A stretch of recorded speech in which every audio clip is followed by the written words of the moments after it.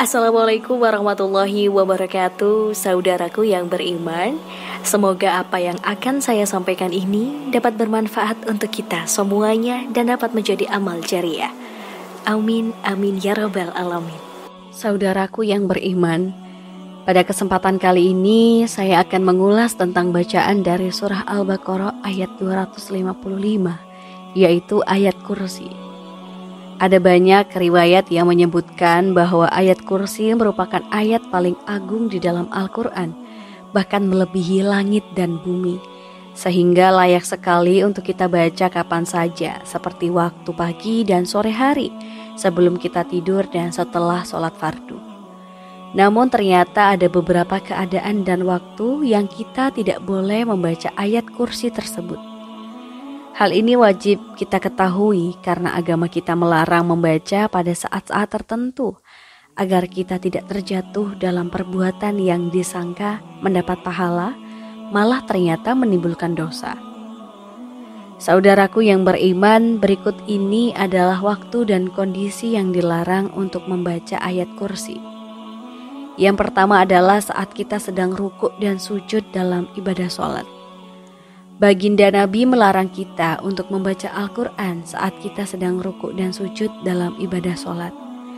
Sedangkan ayat kursi sebagai salah satu ayat dari Al-Quran tentu juga tidak boleh kita baca saat sedang rukuk dan sujud di dalam ibadah sholat. Sebagaimana disebutkan dalam hadis riwayat Imam Muslim dari Sayyidina Ali, beliau berkata, Rasulullah melarangku membaca Al-Quran saat rukuk dan sujud. Hadis riwayat Muslim. Lalu yang kedua, ketika kita berada di toilet atau kamar mandi. Imam Nawawi dalam kitab At-Tibyan menjelaskan bahwa dianjurkan membaca Al-Quran di tempat yang bersih dan terpilih.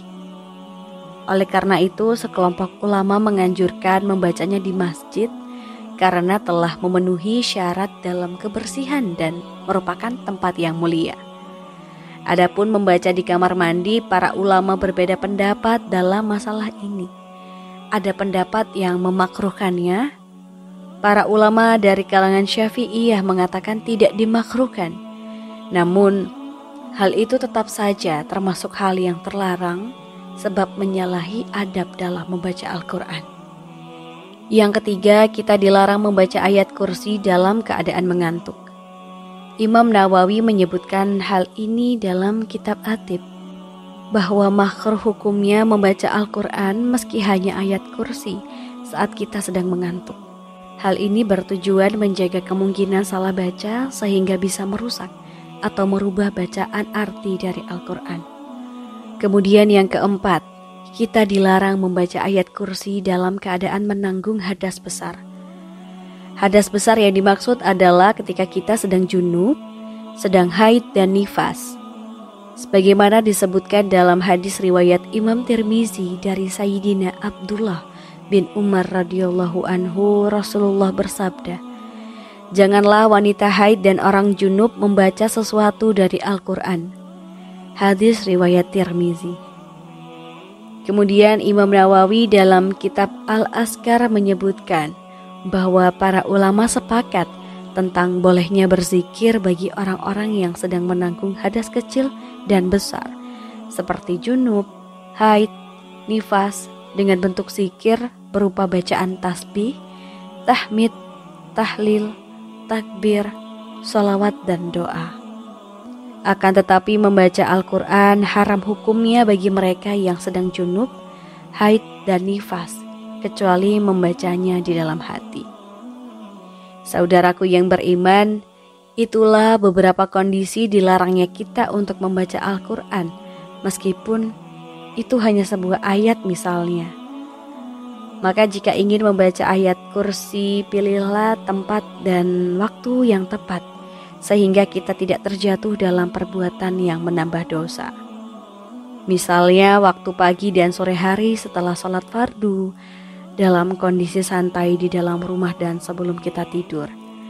Karena membaca ayat kursi sebelum tidur merupakan anjuran Rasulullah, sebab dengan membacanya, maka orang yang tertidur akan dijaga oleh Allah dan setan tidak akan mendekatinya hingga subuh.